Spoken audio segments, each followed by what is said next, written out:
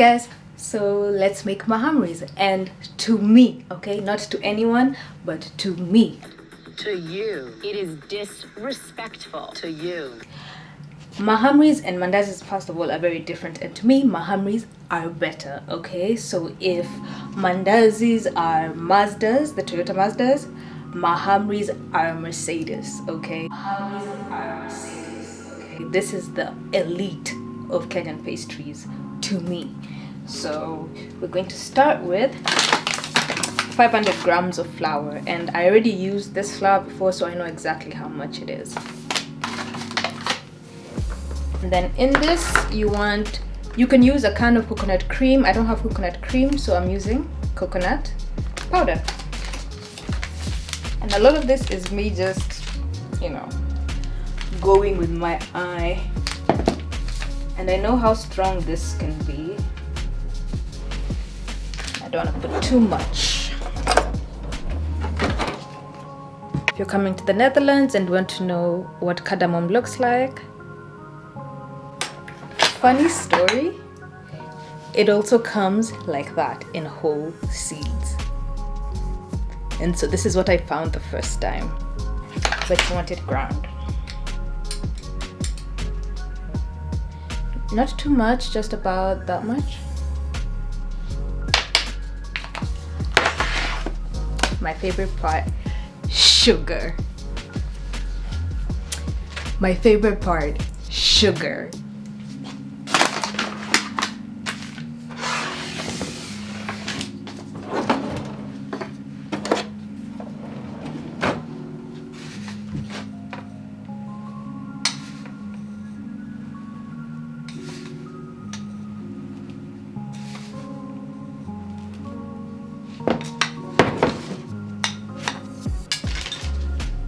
Then now you want to mix it all together. You can use a spoon for this. I like to use my hands because in the next step we're going to be adding warm water. I've put quite a bit of sugar in this, I can feel it, so I'm just going to add a little bit more flour. And don't forget the most important part, and usually you would start with this, but I forgot and I would have been so mad. Yeast. And here it looks like that.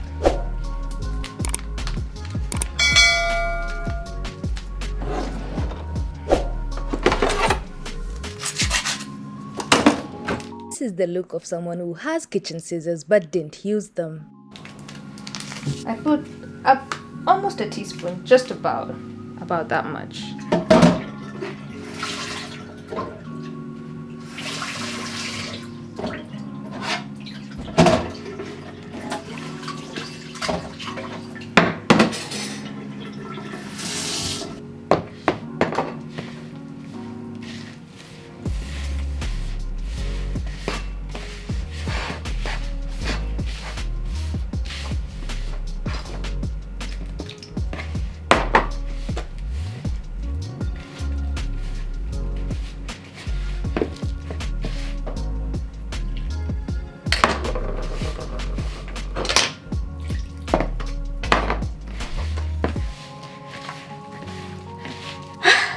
After all that kneading, you'll know your dough's done when you press it down and it thumbs back up like that, you see? So this dough is done.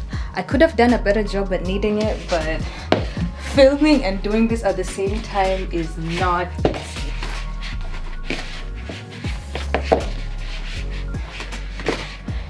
I think I'm going to stop here for now. I don't want to risk over kneading the dough.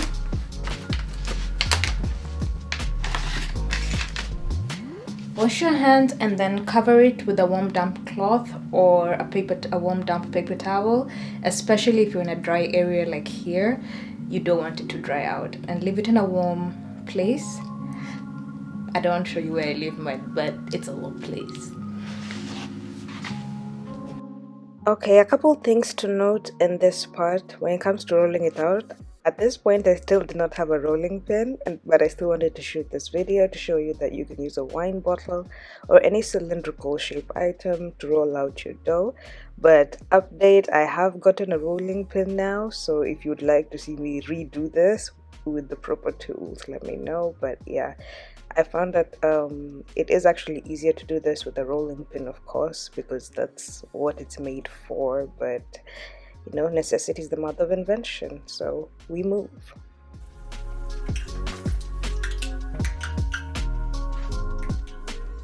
Frying part is very repetitive, so I just wanted to drop some gems here that I learned about making mahamris for different environments or climates that you're in. So, for example, the Netherlands is very dry, and therefore, and mahamris need a warm, humid environment for them to, for the yeast to rise, because that's the environment yeast thrives on. So, to replicate that environment, you cover your dough with wet paper towel and find a moist area for the dough to sit as it's rising. For me, I put it in my bed because I have a heated bed because it's winter and that is the warmest spot in the room. Cover it with a paper towel, leave it there for an hour or two. It's ready to go. And another gem while frying is that you have to keep them moving around in the pan. You don't just put them in and then let them fry. You have to keep moving them around. And that's it. That's the finished look. You guys look at that. It looks delicious. Clean as you go. My mom taught me that. I hate this part, to be honest. I can't wait to have these with a cup of tea. Guys, it's going to be bussin'.